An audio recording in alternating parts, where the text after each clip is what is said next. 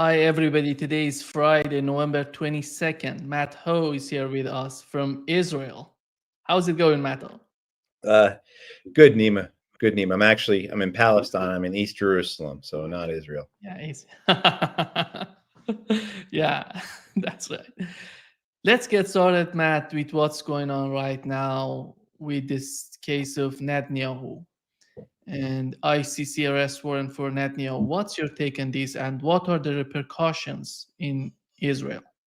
Well, I'm pleased, like everybody, that these arrest warrants were finally issued. I like everybody, I'm disappointed it took this long. I think we're many of us are interested in seeing how various nations around the world are responding to it. Some nations are saying straight up that we support the ICC and we're going to honor our obligation to enforce the ICC's warrants. Nations like France, I think Britain has been pretty good on this. Others have been more vague, like Italy, and then some have been outright hostile towards it, like Hungary, and as we would expect, the United States leading that hostility towards it, threatening sanctions. People like Senator Tom Cotton, who was rumored to have become, director of the CIA or head of the Pentagon, but who will become the head of the Senate Intelligence Committee when the Republicans take control in January.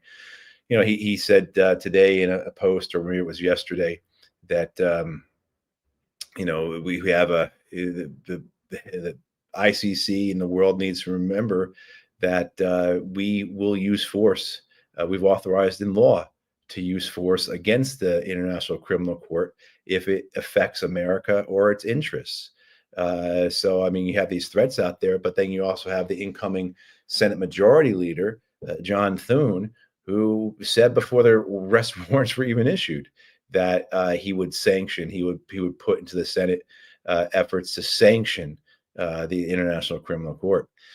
So here in Israel, in Palestine, I've not seen the commentary.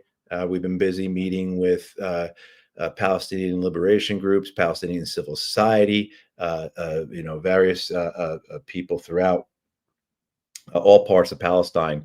So I've not been on my phone. I've not been on Twitter X really at all, which is actually probably a good thing for me. But just talking to people, I don't know how much of a difference it's making for the Israelis. I think it reinforces their idea of us against the world. That if we don't take care of ourselves, if we don't make the facts on the ground, the reality that we need, we will be, no one else is going to do it. That it is us against the world, and we are prepared for that. And of course, when they talk like that, they mean that they're also implying, or they're including the United States in the us. And as long as they feel, as long as they have the United States with them, it doesn't matter who's against them. So I think the ICC arrest warrants. I asked this question to a couple of rabbis, an October 7th survivor, some other Israelis we've been talking to all here, about how concerned are Israelis about being isolated, about becoming a pariah nation, about becoming like South Africa became through the 70s and into the 80s, that caused the dissolution of the apartheid regime in South Africa. And of course, there's the concern, but they say it comes across when they say it as almost more of it's academic. And of course, the other issues are more paramount, or more defining for them, or more pressing for them. And so certainly, they say security, which is a big word that means everything and nothing.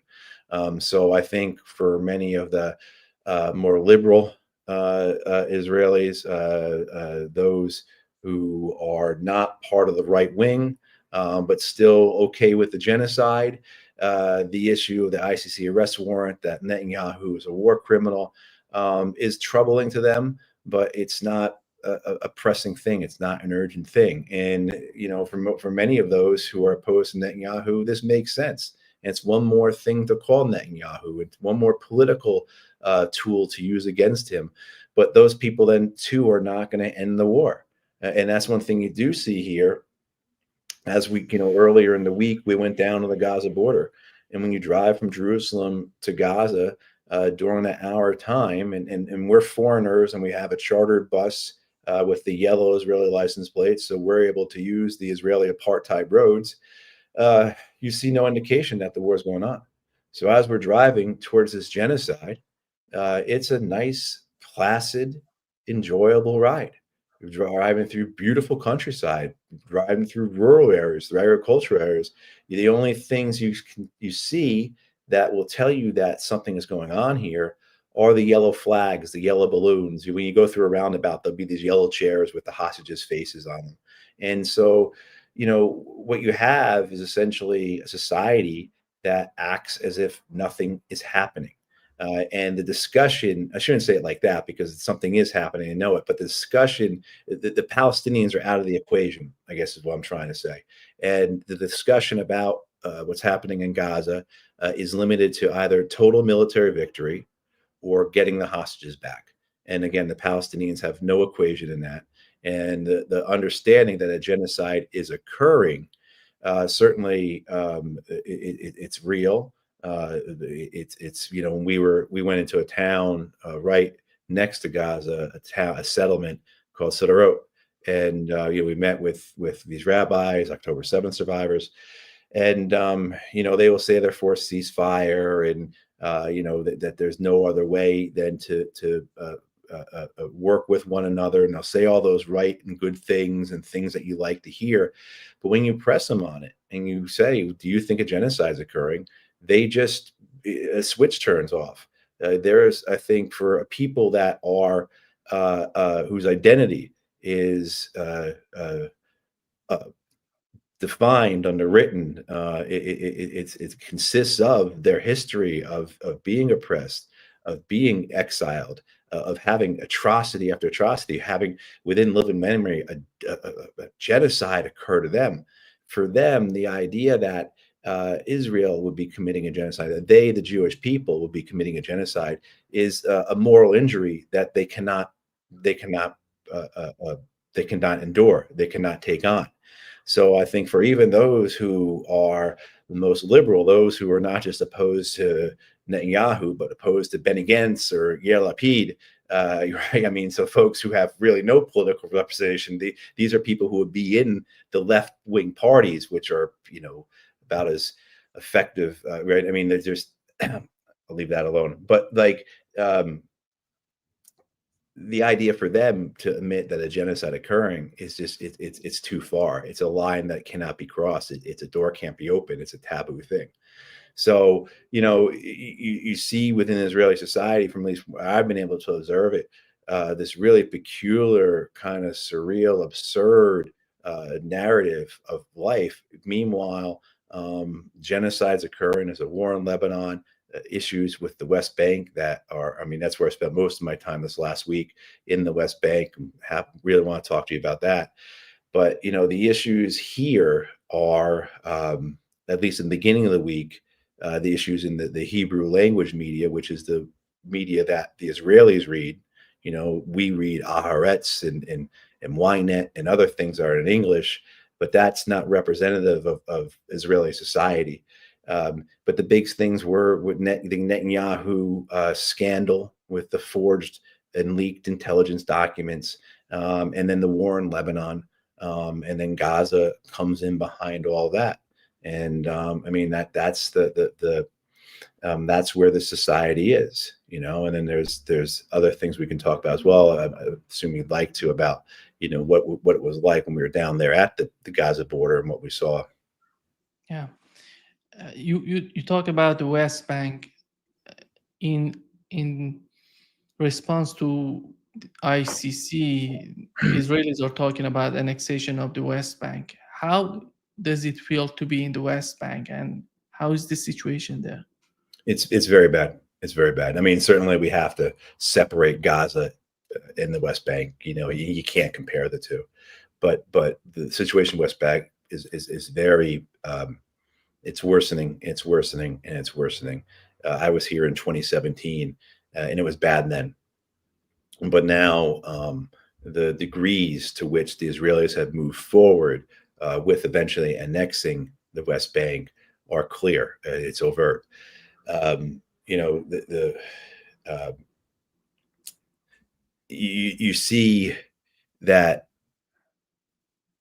much of Netanyahu's cabinet, perhaps the whole cabinet, subscribes to Bezalel Smotrich's decisive plan, right? This idea that, well, and many of the cabinet as well agrees that, you know, the problem was that 80 years ago, our founding fathers made a mistake and they didn't kick all the Palestinians out. They should have gotten rid of all of them. And that was an error. We kicked out 75%. We should have gotten rid of all of them. And so Smotrich put together, has his plan. It's been around since well before he became finance minister, of what's called decisive plan. And it's essentially three things. These are the three options we're going to give the Palestinians. Leave, accept your role as third or fourth class citizens with no rights whatsoever, or die. And you're seeing that being put into place in the West Bank. I mean, it's through whether it's the violence. So in terms of what we've seen in the last 13 months, we've seen 800 Palestinians killed, almost all by the IDF. About 25 or 30 have been killed by settlers. And so the vast majority have been gunned down or bombed by the IDF, because we've seen more than 100 airstrikes in the West Bank, something that I don't think airstrikes have occurred in the West Bank between the Second Intifada and this past year.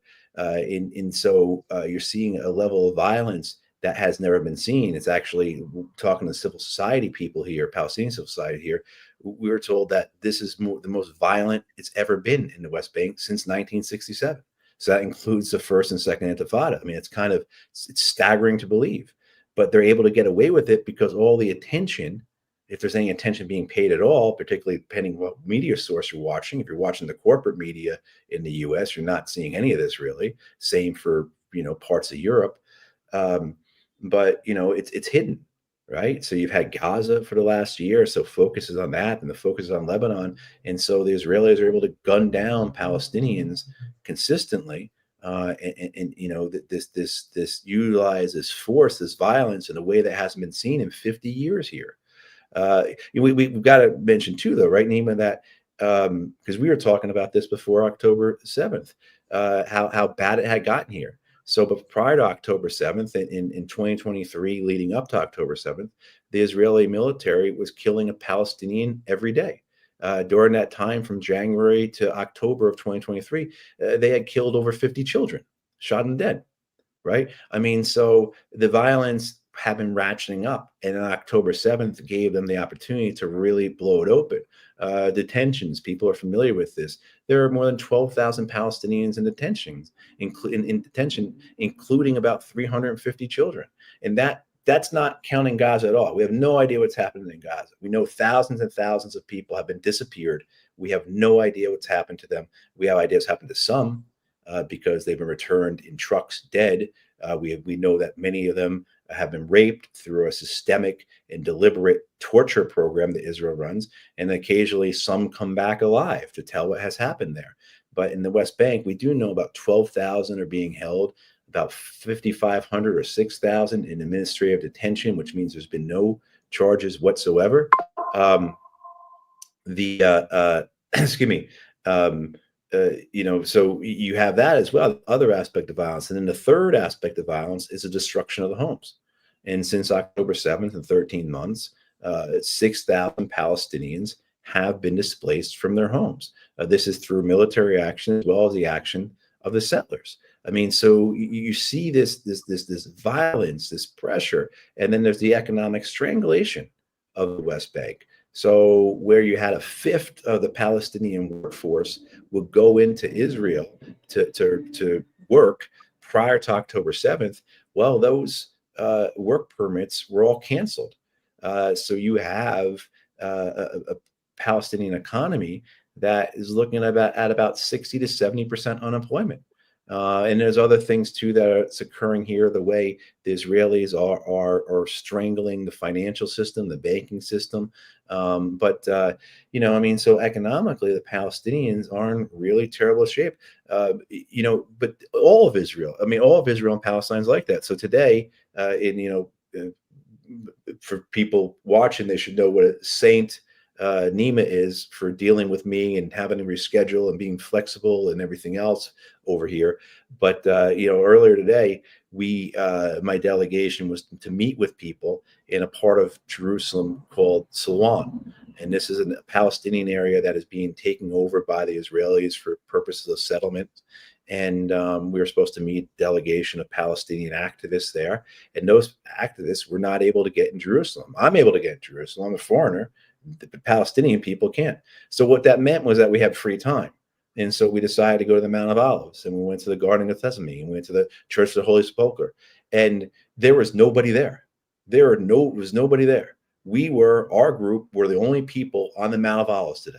We were the only people in the Garden of Gethsemane. I've been to the Church of the Holy Sepulchre before, and it's like you're standing in line for Space Mountain and Disneyland in there, and it was practically empty. The Palestinian, our friend who we had with us, who goes through there quite often, says the hour we spent in the Church of the Holy Sepulchre should have taken more than half a day, but there's nobody here. Walking through the old city, I saw a handful of other internationals here. Meanwhile, normally we're all over the place. That's just the color to the data we have, that tourism is down 76% in this country, right? I mean, and the fact that money is fleeing this country, capital is leaving, investments aren't coming in. We've talked about this plenty of times before. 40,000 businesses have closed. And that's a number that's probably 3 or 4 months old by now.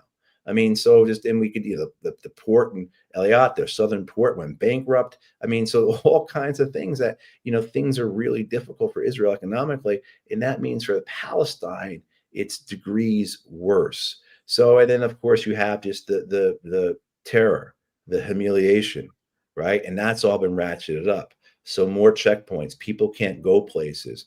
We met with university students and Nablus, and every day you're here, and it's just like one more thing to upset you further, one more thing to anger you further. And these university students, and they're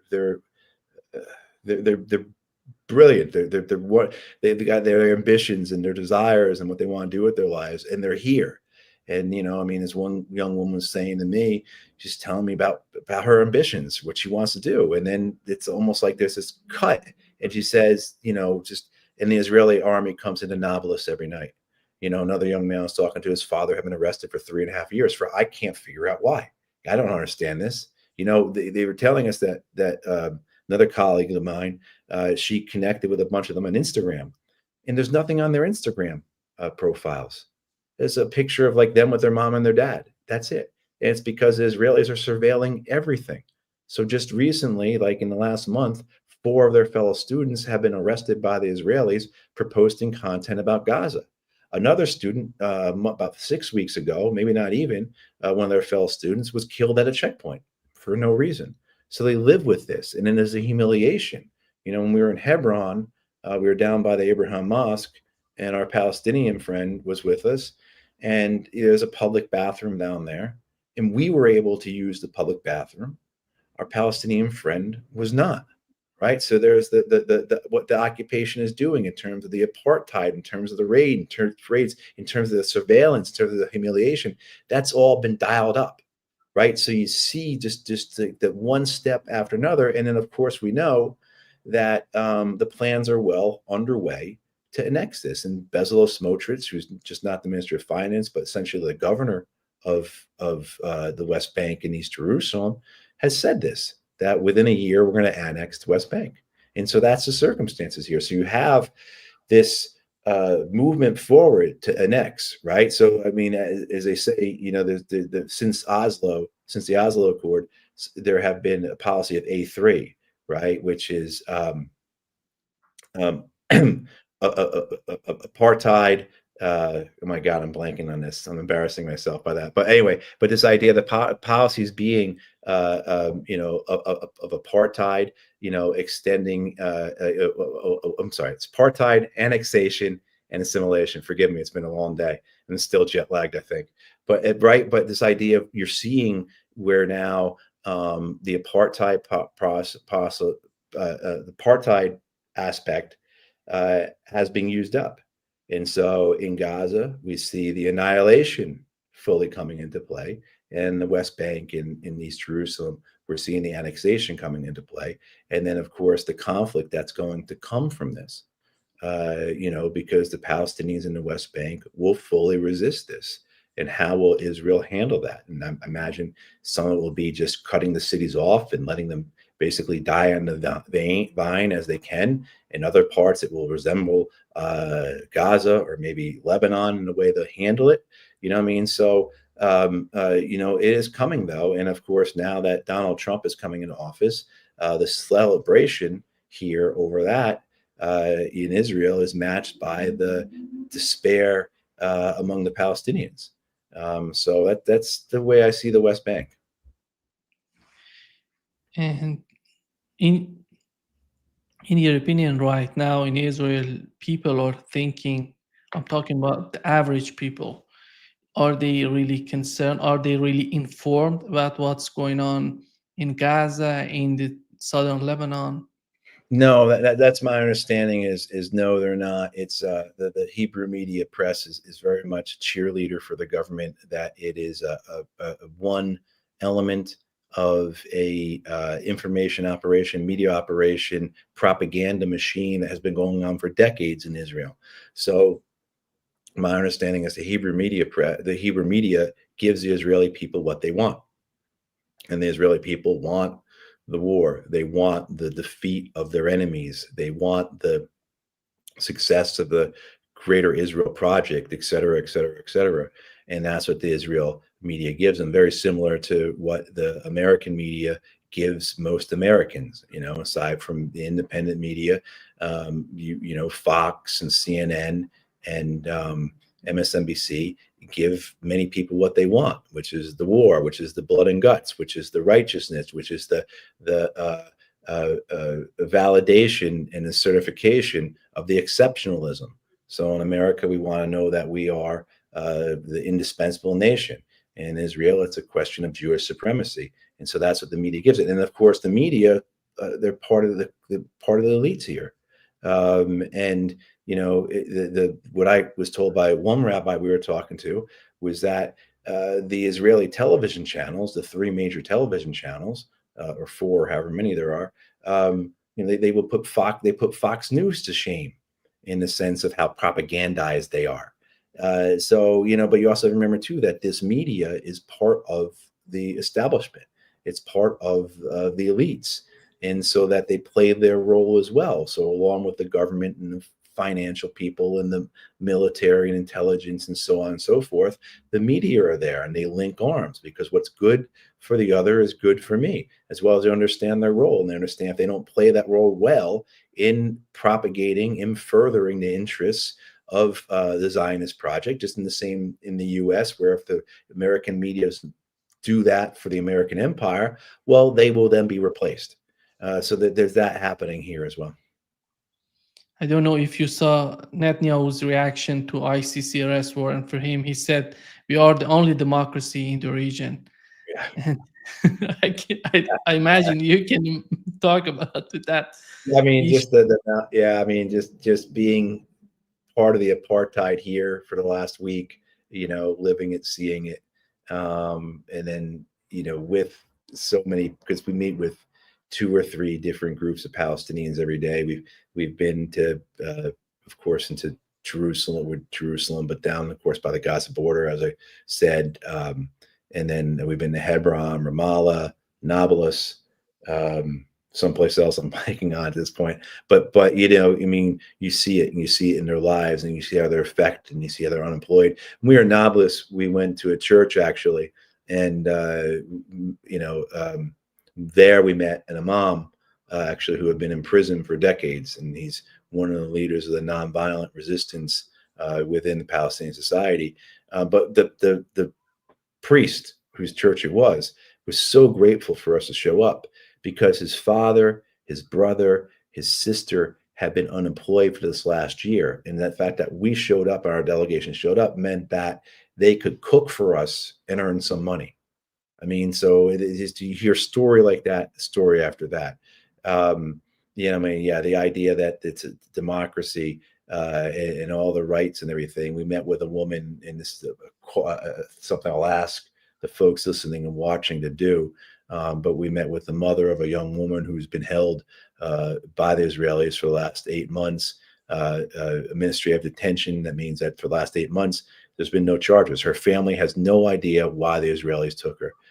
People who are familiar with how detention works here, again, according whether it's through the United Nations, through organizations like B'Tselem, which is the Israeli human rights organization, through the testimonies of those who come out of the the Israeli prisons, we know it's systematic and deliberate torture occurring, as well as complete degradation and debasement and a refusal to provide the necessities. So these people are being starved, they're being exposed to the elements, they're being tortured, among many other things. So we met with the mother of this one young woman. She's 24 years old.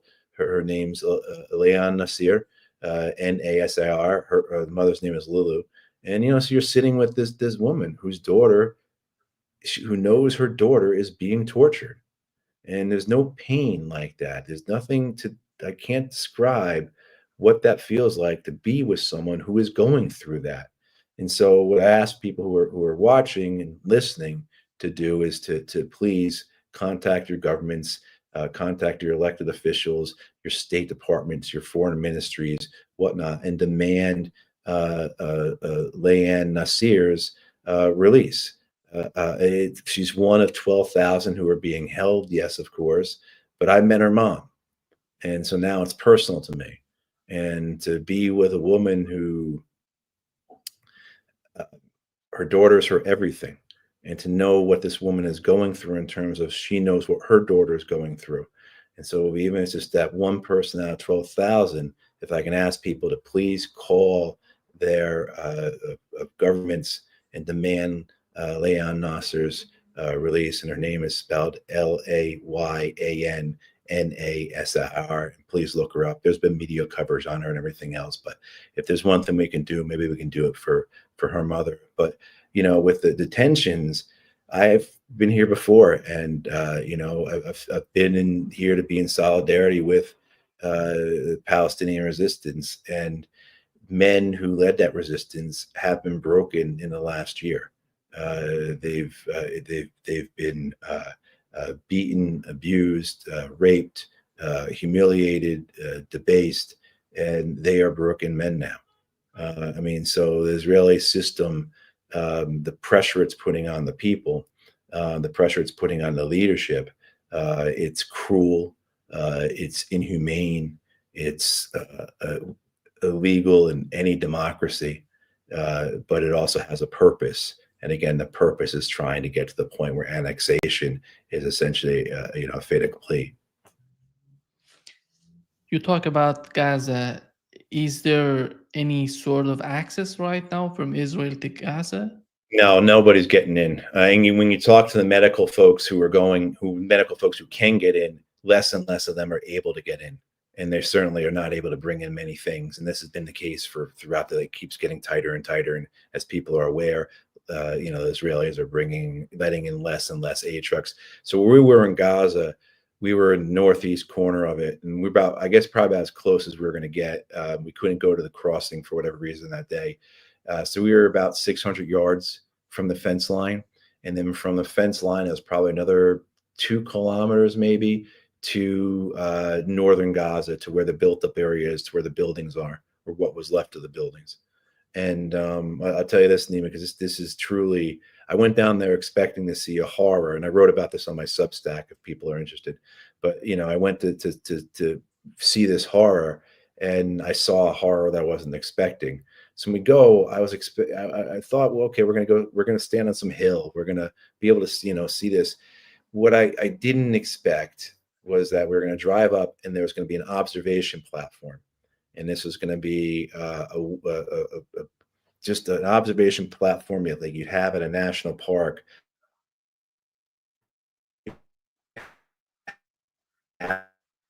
overlooking this observation deck that's looking into the genocide. There's binoculars, those big metal binoculars that you put a coin in, and people go and they come to the observation deck to watch the genocide. And if people go to my Substack or they go to my Instagram, they can see photos of this observation deck. And that wasn't the most ghoulish aspect of this. That wasn't the thing that was most surreal or obscene. While we were there, and again, there were Israelis who were showing up to look, um, but you don't really know what those intentions are, although you can kind of guess. But as we're there, students show up, teenagers show up, and the first ones, they run up the hill, and when they see Gaza, they pump their fists and they give Gaza the middle finger, and they are celebrating, and they are proud, and they are excited, and they were on a school field trip. One of my colleagues spoke to one of them, and they came from 2 hours away. So they were bused for 2 hours to go and watch the genocide in Gaza. This is the Israeli system. We talked about the media, how the media propagates and solidifies and backs up the narrative of the last 80 or 100 or 120 years or what have you. The school system does the same. And so does the entertainment system. And of course, the political system does, right? The whole culture does. To be there and to see a school field trip, going to an observation deck to watch the genocide was a horror that I wasn't expecting. And I'm still having a hard time. That was Monday. Today's Friday. I'm still having a hard time figuring out what the hell I'm supposed to think about this. The whole delegation is like this, and these are all people who have been here before, who have been around. They've been to war zones. They have been a lot of experiences, and a lot of them are religious leaders. And and we're all just struggling to figure out what the heck, to process it, to understand what it means to see a class field trip, a school field trip taken to allow the children to watch a genocide occurring. So yeah, it was a horror, like I said, that I wasn't expecting. But to your question about no one's getting into Gaza, not no one I know of. It's just not possible. And like I said, the aid trucks are barely getting in. The medical staff, less and less of them are getting in. And certainly there's been no journalists who've gotten in. I think there was that one journalist from CNN who got in maybe last November, a year ago. She kind of snuck in, and she was there for half a day or something. That's been it. It seems that the Israeli government is inviting various groups from different countries to just influencers, inviting them, showing the pictures of October 7th and what has happened in Israel. They're trying to send these people out of Israel and just to make a picture for Israel, to just make this story the way that Israelis are talking about, not the real story out there. Did you see any sort of these groups there? No, I haven't. But we've not really been in Israel very much. The purpose of our coming here is to be in solidarity with the Palestinians, to be with and to learn from those engaged in Palestinian, the efforts to liberate Palestine. So that's been our purpose. We've made effort to speak with Israelis, to meet with those rabbis, October 7th survivors, because you have to understand the full picture. You don't have to agree with them, but you have to have that knowledge. You have to understand the other side, and if you're going to have if there's ever going to be a possibility for success, when whatever success means to you. So I'm not seeing that. I've driven. Certainly, we've been on the Israeli roads, so you see the Israeli cars with the bumper stickers that say "Fuck Gaza," things like that. We were in that one settlement town, Sderot, so saw that right where we were. There's a large memorial that had been built. So on October 7th, the Hamas fighters took over a police station, and a pretty fierce battle occurred there. The police station ultimately was, burned down, and in the site is now a memorial park, and it's a very well done, very thorough memorial. It's not just a plaque; it's pillars and walking paths and a big mural. So the utilization of the memorials throughout here to keep the war spirit going is that's very evident. And then today, when we left the Garden of Gethsemane and we went to the Church of the Holy Sepulchre, we our van drove around and we went in and we went into a parking garage that's beneath the old city and took us up to a shopping mall that I had never seen before. I mean, it's just like we're back in the U.S. or back, wherever in Brazil or, so and this is all Israelis there. And certainly you wouldn't have seen anything to know that these people weren't engaging in a genocide. There was no propaganda on the walls. There was no, so if you look, you see it. What was interesting was the campaign that we saw in Ramallah the other day.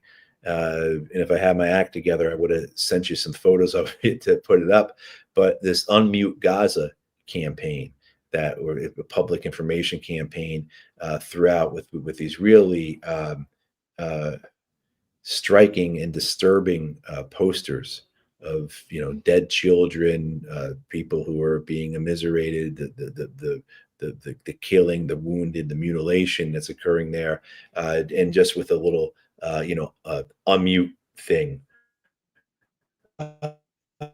over the middle of it, and it's very simple. And the idea of being unmute Gaza. So even in Ramallah, which is the administrative capital of Palestine, the third biggest city, the efforts are there to try and tell people we got to let people know what's going on. Got to unmute Gaza, and of course, everyone in Ramallah knows what's going on. The idea is we got to get more people to know about what's occurring there. But I did not see what you were talking about with the influencers, but I'm sure they're there. And again, we haven't spent much time in Israel. We spent almost all of our time in Palestine. And how about the people that you've met? Do they really want to continue the conflict as Netanyahu wants to do, or they're pushing for some sort of negotiations? How do they feel right now?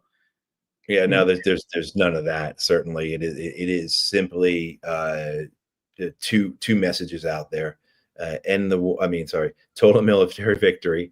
Win the war, or bring the hostages home, and that's it. And there's no discussion whatsoever. The Palestinians, the idea of negotiations is not a why. There's no purpose in that. Why should they? Why would they?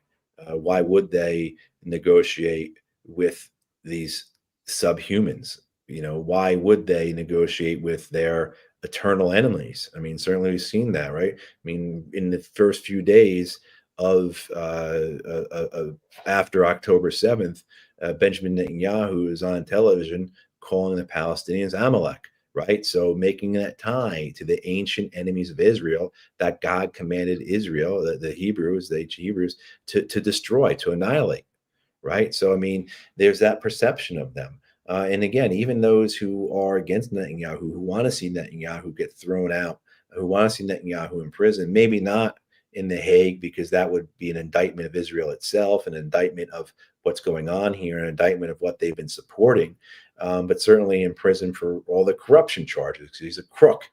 Even those who want to see that, they have no interest in negotiating with the Palestinians. They have no interest in a two-state solution, and a one-state solution to them.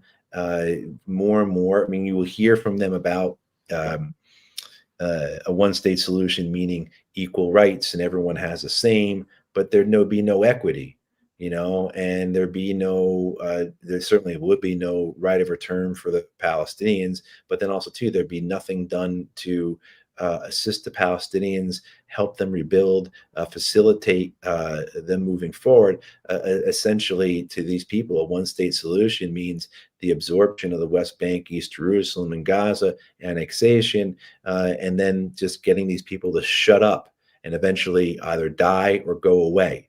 Right? I mean, again, going back to Smotrach's decisive plan, right? Leave, accept your role as third or fourth or fifth or 12th class citizens or whatever, or die.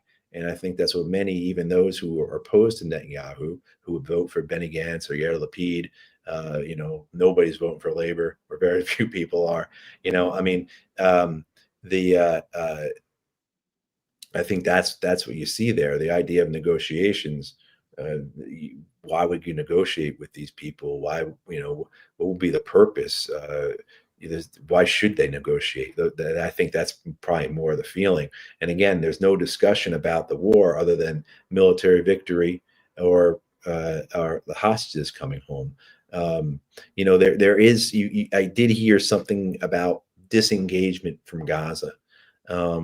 But that certainly doesn't mean any type of negotiated solution. That certainly doesn't mean any progress towards a two-state solution. That doesn't certainly mean anything about how Gaza is going to recover and be rebuilt, let alone accountability for the genocide.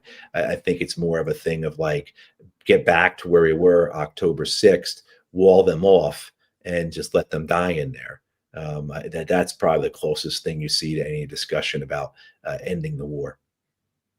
You've mentioned that they're happy with Donald Trump being the next president of the United States. But the question is, what did the Biden administration do for them? They did everything for them. I know. What else do they want? I know. I mean, I think, certainly too, I just don't think it's possible, Nima, that the United States could have provided any more assistance. Maybe in a single-digit percentage increase, possibly. But I don't know if the United States military had the capacity to send more ships and planes than it did. The United States in the past 13 months, has had a weapons shipment arrive in Israel every 12 hours. And not a FedEx box, right? But we're talking about a C-17 or a 747 cargo plane or a cargo ship, right? Every 12 hours arriving in Israel, providing munitions, vehicles, equipment. We knew back in August that the total amount of support was 50,000 tons, again, of weapons, munitions, equipment, vehicles. I don't know what was possible for us to provide any more than that. Certainly, we're going to give them all the money they want. We've given them $23 billion. They just really haven't been asking for much more. Democrats this past year, why Trump is worse, they would say, well, look, he moved the embassy to Jerusalem. Well, Biden didn't move it back. Trump let the Israelis annex the Golan Heights. Well, Biden how did they keep it? But there is an excitement about Trump. I think the Israelis felt that the Americans would not allow them to annex the West Bank, at least not as vigorously and as openly as a Trump administration would. So I think a Israeli annexation of the West Bank under a Democratic administration would have needed to be more subtle, would have been needed to be more polite, would have needed to be the language would have needed to be pretty. While with Trump, they can just do what they're going to do and say what they want to say, and just carry it out. So I think maybe that's why. But I think it's also too who Trump is. They recognize themselves in him, possibly. Certainly, I think Netanyahu and Trump different in many ways, but at the same time, possibly peas in a pod. So I think there's elements of that, why they're so excited about it. On this other side, the Palestinians are despondent about it, and they understand the reality they have with Biden. They understand what was going to happen with Harris. They saw that it really was a question of being, whether or not they were going to continue to be eaten alive in the alligator pit, or whether they're going to be dropped, taken out and dropped into the shark tank, if you will. Yeah. Thank you so much, Matt, for being with us today. All right. Thank you, Nima. I Great appreciate pleasure it. as always. Absolutely. See Absolutely. you Thank you. soon.